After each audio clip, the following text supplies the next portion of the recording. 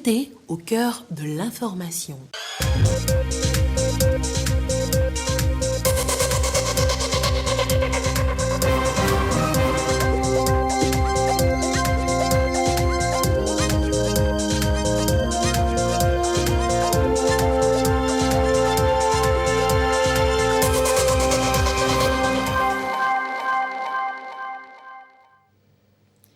Bonsoir à toutes et à tous. Merci d'être avec nous pour ce journal. À la une, la 72e session du comité régional de l'OMS, Organisation mondiale de la santé pour l'Afrique, qui se tient à Lomé, au Togo. L'ouverture des travaux a été présidée par le chef de l'État, Faure Esozimna Gnassingbé, à qui tout le mérite a été rendu par l'OMS. Son discours de circonstance dès le début de ce journal.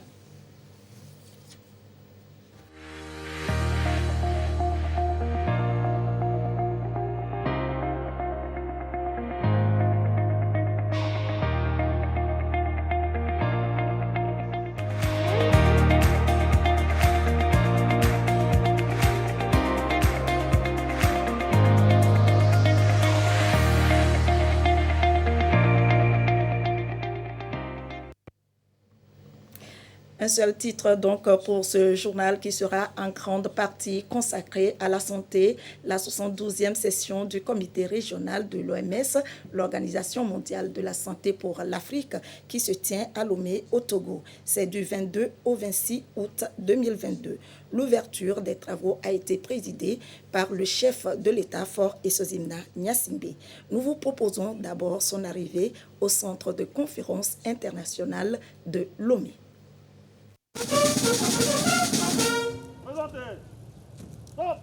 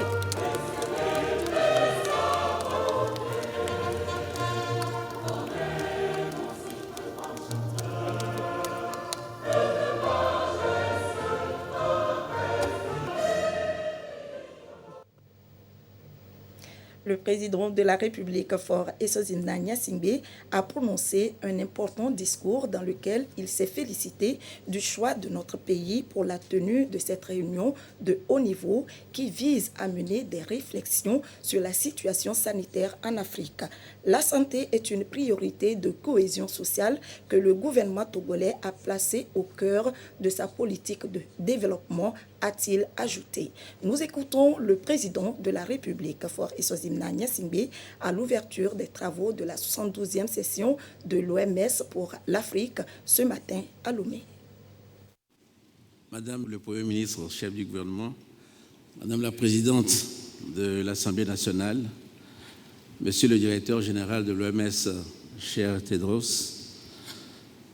Madame la commissaire de l'Union africaine en charge de la santé, des actions humanitaires et du développement social, Mesdames et Messieurs les ministres de la Santé venus des pays frères d'Afrique et chefs de délégation, Mesdames et Messieurs les membres du gouvernement du Togo, Mesdames et Messieurs les ambassadeurs et représentants des organisations internationales accréditées au Togo, Madame la directrice régionale de l'OMS Afrique, Monsieur le directeur général de Africa CDC, chers invités, je salue les officiers présents dans la salle, les députés, les chefs traditionnels que je n'oublie pas, les membres de la société civile et de la presse, distingués invités, chers participants.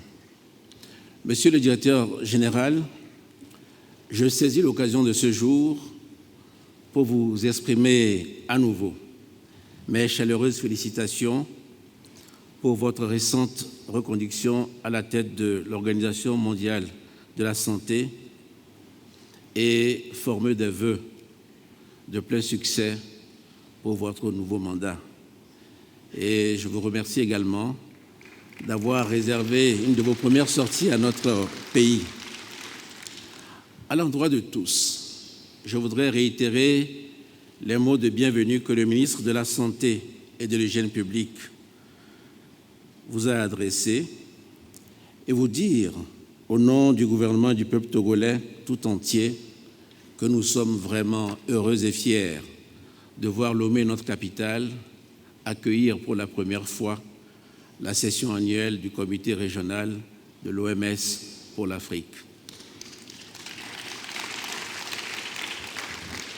L'histoire retiendra certainement que cette première pour le Togo, décidée au terme de la 69e réunion à Brazzaville en août 2019, s'est finalement concrétisée en cette année 2022, après 2 éditions tenues en mode virtuel en raison des restrictions imposées par la pandémie de Covid-19.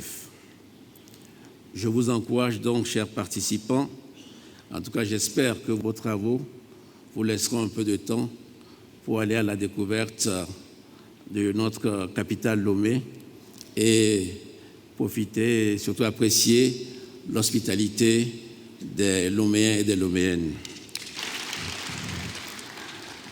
Distingués invités, mesdames et messieurs, en dépit des évolutions de la situation sanitaire qui nous permettent de nous retrouver ici ce matin, la présente session se tient dans un contexte toujours éprouvé par la pandémie où la santé reste encore fortement tributaire des inégalités d'accès aux soins, des changements climatiques, des conflits dans plusieurs régions du monde et de l'insécurité sur notre continent.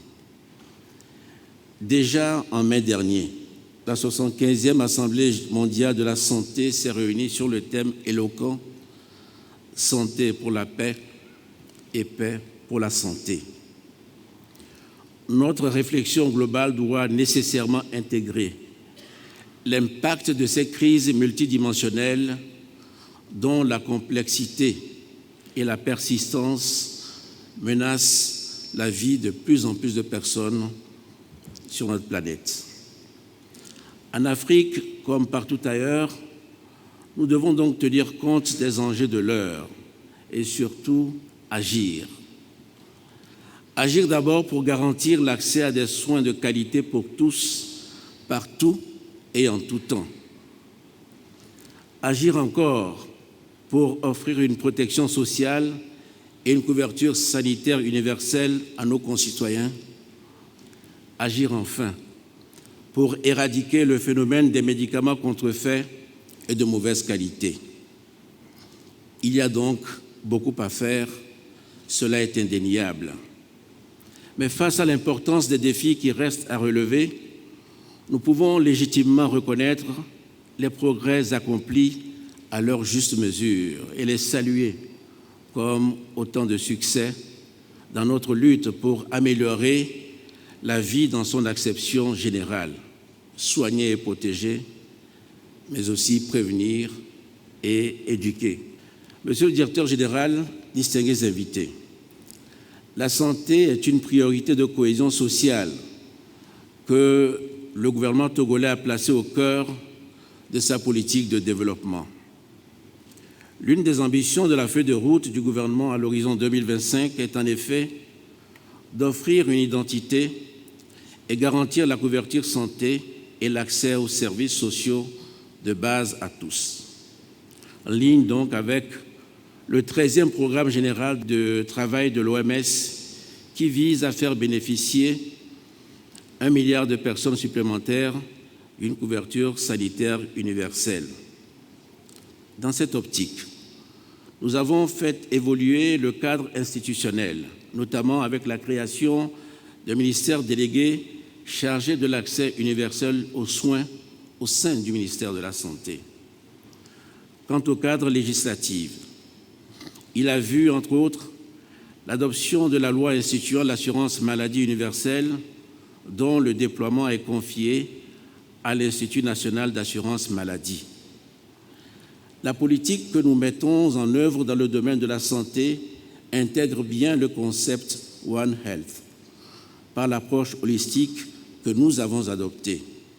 Ainsi, depuis bientôt 1 an, nous avons développé un programme d'accompagnement de la femme enceinte et du nouveau-né qui vise à accroître leur accès aux services et aux soins de santé. L'engouement appréciable qu'il suscite auprès des bénéficiaires dans les centres de santé publics et accrédités encourage à le poursuivre, voire à en étendre les prestations.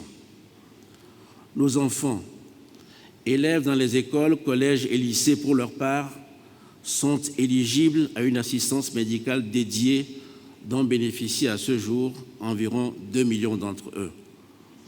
De façon générale, la disponibilité en ressources humaines s'est améliorée grâce à la décentralisation des établissements d'enseignement et des formations sanitaires à travers la construction et l'équipement des structures selon la carte sanitaire, ce qui a permis une augmentation significative de l'accessibilité géographique aux soins, estimée aujourd'hui à environ 76%.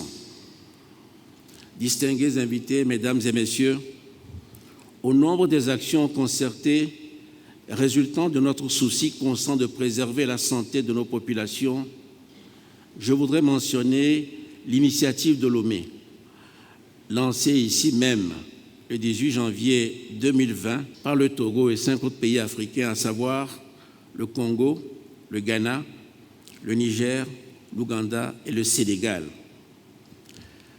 La déclaration politique qui en est issue vise à mettre en œuvre les plans nationaux de lutte contre les médicaments de qualité inférieure et falsifiés à travers une action coordonnée des pouvoirs publics et du secteur privé, en rappelant que près de la moitié des signalements de trafic proviennent d'Afrique subsaharienne et pire, que plus de 100 000 décès d'enfants de moins de 5 ans chaque année seraient liés à l'utilisation d'antipaludéens de mauvaise qualité. Je plaide donc pour que nous soyons rejoints dans cette lutte par l'ensemble des autres pays qui n'ont pas encore adhéré à l'initiative.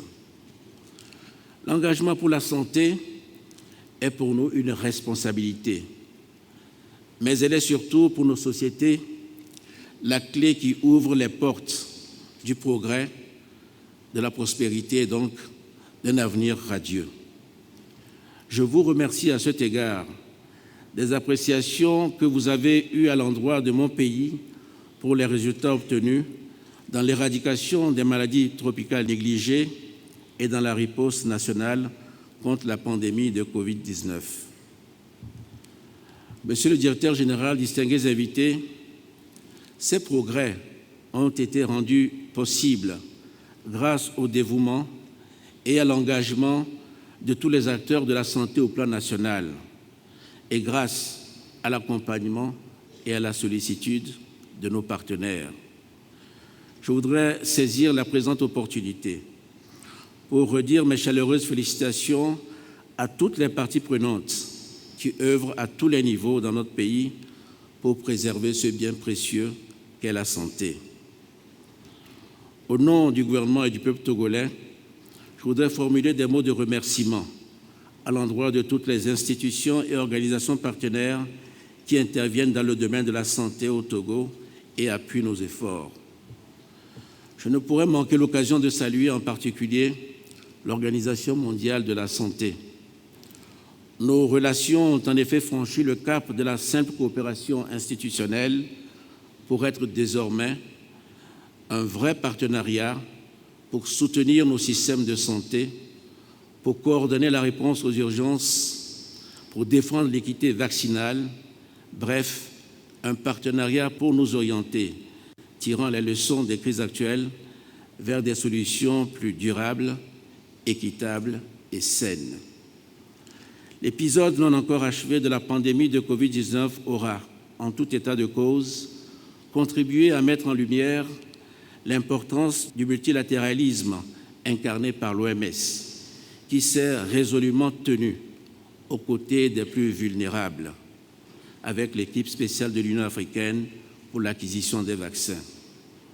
Ce faisant, vous avez administré une preuve supplémentaire que la solidarité reste un ingrédient nécessaire de la santé mondiale, en particulier pour l'actualisation de ces mécanismes de financement et la revue du règlement sanitaire international. C'est la voix africaine que je vous encourage à continuer de porter dans les enceintes où des questions cruciales pour l'avenir du monde sont abordées. Je suis certain que le programme de transformation de l'OMS en Afrique, lancé par Dr Matshidiso Moeti, contribuera également à renforcer la qualité des contributions de notre région à la question sanitaire au plan mondial, car elle vise à placer l'homme au cœur du changement et à promouvoir une culture définie par les valeurs que nous avons tous en partage. Je forme le vœu que les délibérations des présentes assises permettent à notre région et à l'Organisation mondiale de la santé en général d'apporter une réponse toujours plus efficace, plus humaine et plus pérenne aux besoins de nos États, mais surtout à ceux de nos populations. C'est donc sur cette note de confiance que je déclare ouverte la 72e session du comité régional de l'OMS Afrique. Je vous remercie de votre aimable attention.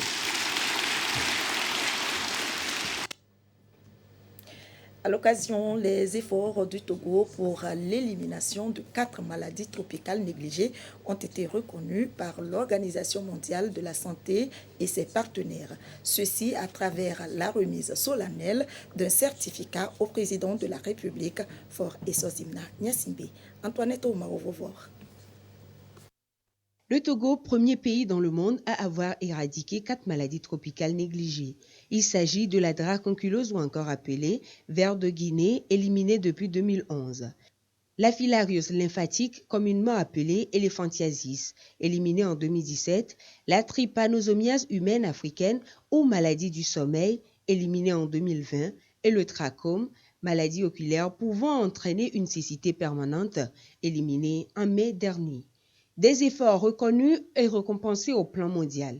Le mérite revient au président de la République, Faure Essozimna Gnassingbé. La 72e session de l'OMS le lui reconnaît.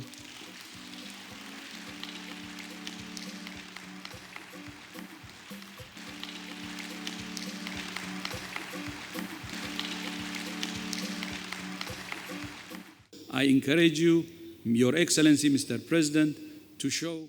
Je vous encourage, Excellence, Monsieur le Président, à continuer dans le même sens de votre leadership pour relever ces défis. Je compte sur vous pour la mobilisation, le plaidoyer et votre engagement pour mettre fin à ces maladies tropicales dans les autres pays.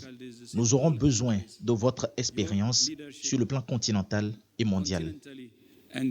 Dans le cadre de la lutte contre toutes ces maladies, toute une stratégie a été mise en place, bien évidemment sous le leadership du chef de l'État.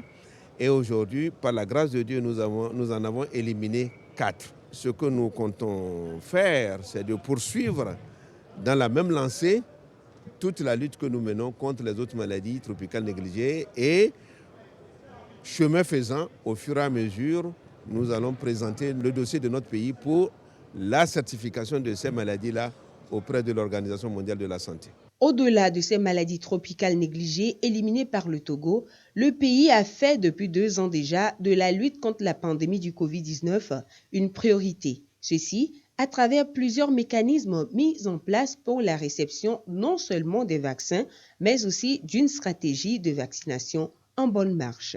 Les stratégies que nous avons adoptées étaient de 3 types. La stratégie mobile, la stratégie avancée et la stratégie fixe. Et à chaque fois, on a eu à combiner ces 3 stratégies pour maximiser le nombre de personnes vaccinées.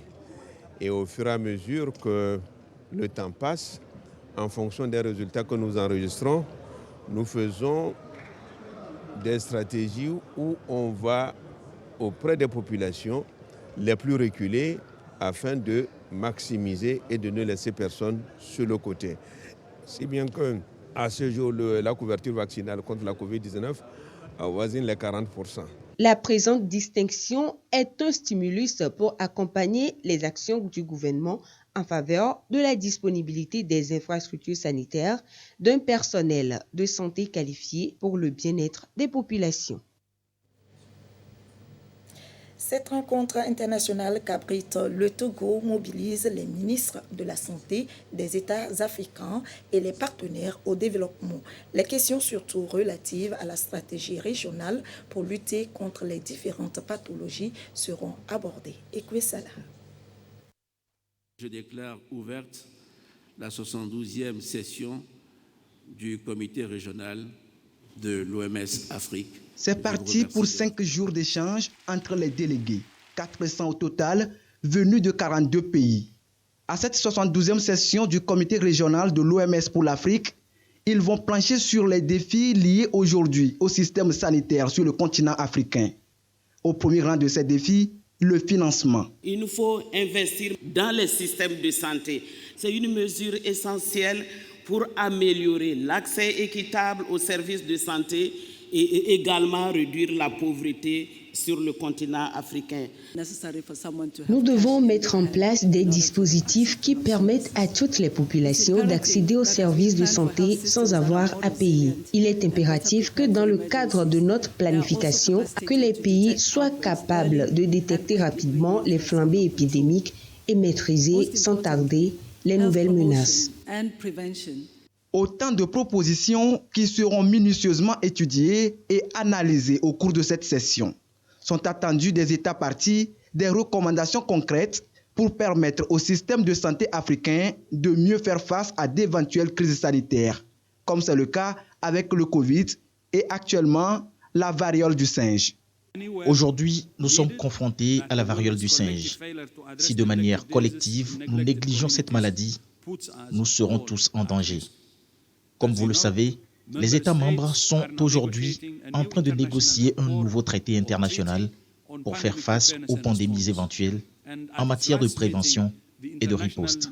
Récemment, lors de la dernière réunion, nous nous sommes pratiquement mis d'accord pour que cet accord soit contraignant, ce qui est une très bonne nouvelle. J'exhorte donc tous les États africains à participer activement à ces négociations, car notre région sera celle qui en bénéficiera le plus. Le choix du Togo pour abriter ces assises n'est pas anodin. Il témoigne des efforts engagés par le pays ces dernières années dans le secteur de la santé. Cette 72e session intervient à une période où le Togo a engrangé de notables avancées sur le plan sanitaire, ouverture et renforcement de centres de formation médicale et paramédicale, 2 facultés en sciences de la santé, avec notamment une quinzaine de spécialités médicales et paramédicales, une école paramédicale dans chacune de nos régions économiques, l'ensemble formant annuellement plus d'1 millier d'agents, recrutement par la fonction publique de 7 milliers d'agents au cours des 10 dernières années, réhabilitation, construction et équipement des infrastructures sanitaires. Et la liste est longue. Des efforts reconnus par l'Organisation mondiale de la santé à travers ce prix remis au chef de l'État Faure Essozemna Gnassingbé. Il témoigne de l'élimination au Togo de 4 maladies tropicales négligées. Reconnaissance acceptée par le président de la République en toute modestie, dans l'espoir de faire davantage.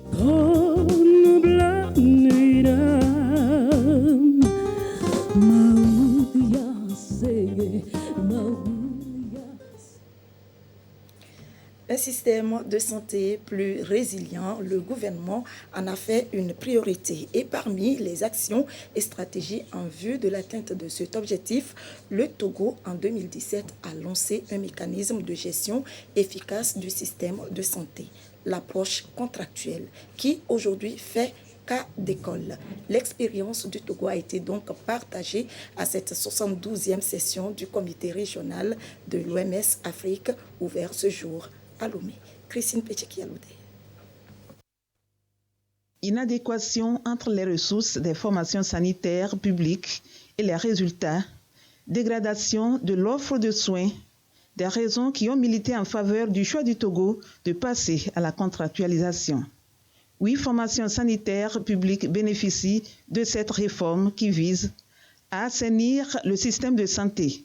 5 ans après, les résultats sont appréciés. La contractualisation des formations sanitaires publiques a fait l'objet de partage à cette 72e session du Comité régional Afrique de l'Organisation mondiale de la santé OMS. Quand vous prenez ce qu'on appelle les indicateurs d'un hôpital, taux de fréquentation, taux de consultation, taux d'hospitalisation, nombre d'actes, disponibilité des médicaments, tous ces paramètres sont en hausse. Quand vous combinez l'ensemble des hôpitaux, l'écart entre avant la contractualisation et après est de plus de 120 000 nouvelles consultations additionnées, nettement au-delà de ce qu'on pourrait appeler la croissance de la population. Sur la base des médicaments essentiels retenus par les acteurs, cette disponibilité est nettement supérieure à 80%. Le deuxième élément dont il faut tenir compte, c'est l'augmentation des chiffres d'affaires. Aujourd'hui, ces hôpitaux-là, ils n'ont pas d'arriéré de salaire pour ceux qui émarrent sur leur budget propre. Les primes aussi, et puis il y a une réduction des dettes de façon très drastique vis-à-vis des grossistes de la pharmacie. Le Togo ainsi lève progressivement les barrières à l'accès aux soins de qualité. Et selon l'OMS, le pays fait cas d'école. Le mécanisme va aider à construire un système de santé de qualité continue. C'est vraiment une expérience formidable à partager avec l'Afrique. Nous serons très heureux de faire l'évaluation formelle et partager cette expérience avec d'autres pays. Le projet est entièrement porté par le chef de l'État qui non seulement tient à instaurer un système de santé plus résilient, mais aussi améliorer les conditions de vie et de travail du personnel de santé. La réforme sera progressivement étendue aux autres formations sanitaires publiques du Togo. L'approche contractuelle est mise en œuvre depuis 2017 au centre hospitalier régional d'Atapamé grâce au leadership du chef de l'État pour améliorer la qualité des prestations de services aux patients. Après quelques années de mise en œuvre, l'heure est au bilan à mi-parcours. Sylvain Rabdou. Le centre hospitalier régional d'Atapamé se métamorphose de jour en jour, et ce depuis 2017, après le lancement de la contractualisation, une nouvelle réforme qui vise à assurer un meilleur fonctionnement de cette structure. Cela fait presque 5 ans que cette réforme est opérée ici, à la satisfaction des patientes et patients. De jour en jour, quand tu viens, ça s'améliore, l'accueil, c'est que presque tout, quand tu rentres dans n'importe quel domaine, non, vraiment, les médecins maintenant, ils causent avec leurs patients, comme comment tu causes avec ta maman à la maison, quoi. Et avec ça, tu te soulages, toi, la patiente, tu leur dis ce que tu as. Actuellement, si tu arrives à l'hôpital, si tu sais lire, tu ne vas pas te perdre, tu ne vas pas demander. Je suis venu, j'ai vu, ici c'est la maternité, ici c'est la chirurgie, ça va beaucoup intéresser. C'est la première, comme j'ai dit. Maintenant, tu ne vas plus demander où je vais aller. La radio, tout ça là. Les actions sont donc visibles et palpables au sein de cet hôpital. Outre les services d'orientation implantés ça et là, les départements ont aussi connu un changement structurel. Ici, à la médecine générale, par exemple, il n'y en avait pas de cardiologue, ce qui est aujourd'hui visible dans ce centre hospitalier. Ce même département est équipé de matériel pour améliorer la qualité des prestations aux patients admis dans cet hôpital. La contractualisation a permis de nous doter de nouveaux équipements. Vous avez ici un appareil respirateur de dernière génération à écran tactile qui permet de réanimer nos patients lorsqu'ils arrivent dans des conditions particulières, que nous puissions les réanimer. Nous avons également d'autres appareils comme des appareils multiparamétriques qui nous permettent de prendre les constantes et les paramètres de nos patients lorsqu'ils arrivent que nous devons les admettre dans une salle de réanimation. Le plateau technique de chaque département a été renforcé en équipement, histoire de rendre plus opérationnel le travail. C'est le cas ici à la chirurgie, l'un des secteurs clés de cet hôpital. Nous sommes passés de 4 lits qu'on avait auparavant et actuellement nous avons une vingtaine de lits. Donc nous avons augmenté la capacité de la réanimation. En termes d'équipement également, initialement on n'avait pas de respirateurs, d'aspirateurs, de défibrillateurs, tout ce qu'il faut pour une réanimation digne de ce nom. Je crois que tout ceci est devenu une réalité aujourd'hui. À travers cette réforme, le taux de fréquentation a augmenté, ce qui a significativement amélioré les recettes de l'hôpital. Des recettes qui ont permis d'engager des actions à l'endroit des nouveaux-nés avec l'installation de nouveaux appareils pour leur prise en charge ici à la pédiatrie. Actuellement, nous avons de nouvelles couveuses qui sont au nombre de 3.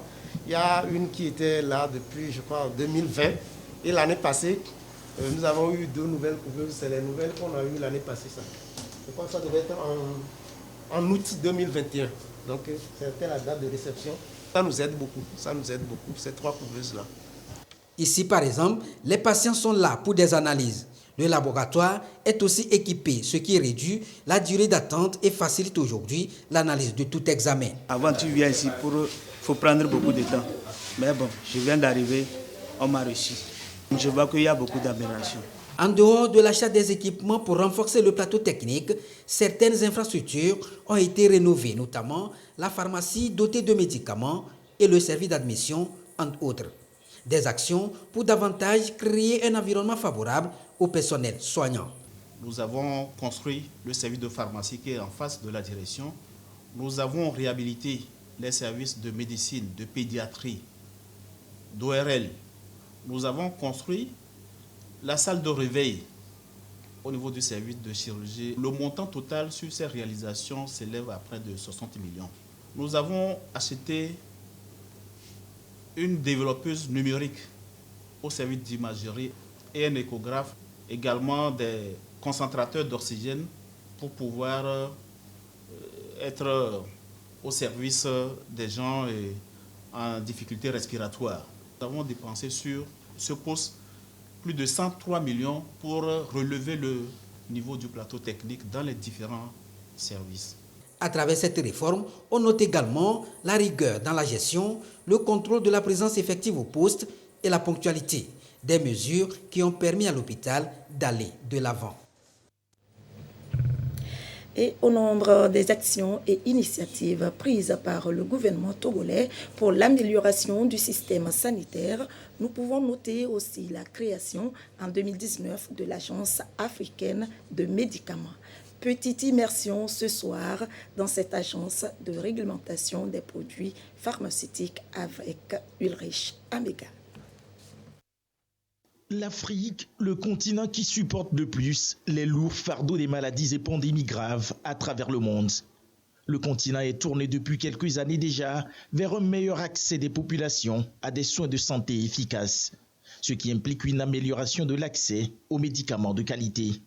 Pour les gouvernements africains, l'urgence de l'heure demeure le renforcement de la production locale de vaccins afin de répondre plus efficacement aux besoins des populations. L'Agence africaine de médicaments fut mise en place en 2019 pour la cause, bien avant le début de la pandémie au Covid-19. La nécessité s'imposait d'avoir une agence qui puisse réglementer la problématique des médicaments au niveau du continent africain et aussi pourquoi pas fabriquer. Et je suis fier de dire que l'Afrique a fait un excellent travail. Parfois on nous demande pourquoi nous n'avons pas été impactés comme les autres continents. C'est regrettable. On a eu beaucoup de malades, on a eu des morts, mais si on compare cela aux autres continents, il y a un travail qui a été fait pour renforcer nos systèmes législatifs et aussi renforcer les productions de médicaments sur le continent africain.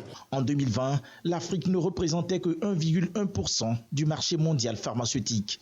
Les pays fabricants de médicaments sur le continent se chiffrent à une dizaine, selon l'Organisation mondiale de la santé. La mise en place de l'Agence africaine de médicaments devrait redresser ce pont et représente également l'une des meilleures armes de l'éradication des faux médicaments. La plus grande partie de ces faux médicaments ne sont pas fabriqués nous les importons et nous aussi nous mettons à le faire. On va réglementer cela et voir comment on peut produire et avoir des médicaments de qualité sur le continent africain et aussi en quantité. On va assister vraiment nos États membres. C'est l'occasion de partager avec les autres l'excellent travail effectué par le gouvernement et le peuple togolais pour mettre fin aux médicaments de la rue. L'on se rappelle en janvier 2020 de l'initiative de Lomé, une conférence organisée par le Togo pour mettre fin aux médicaments de la rue, aux faux médicaments et préserver la vie des populations. Tout autre sujet, le cadre permanent de concertation tient depuis ce lundi à Lomé sa 6e réunion consacrée à l'ouverture de la 2e session de 2022. Pendant 3 jours, des partis politiques vont tabler sur plusieurs sujets, notamment l'environnement, l'inclusion financière et l'énergie. Occasion pour le cadre de renouveler son instance décisionnelle. Le bureau compte 5 membres avec à sa tête Adrien Akwete du CPP. Nous y reviendrons plus en détail dans nos prochaines éditions.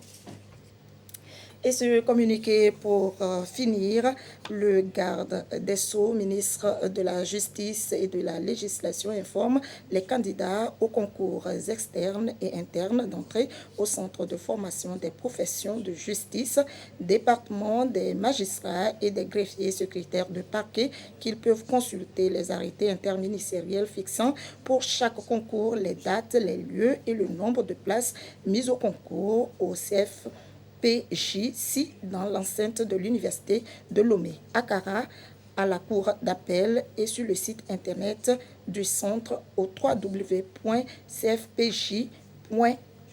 C'est signé le ministre Kokouvi Agbetomé. Ainsi se termine ce journal. Merci de votre attention. Très belle soirée à vous.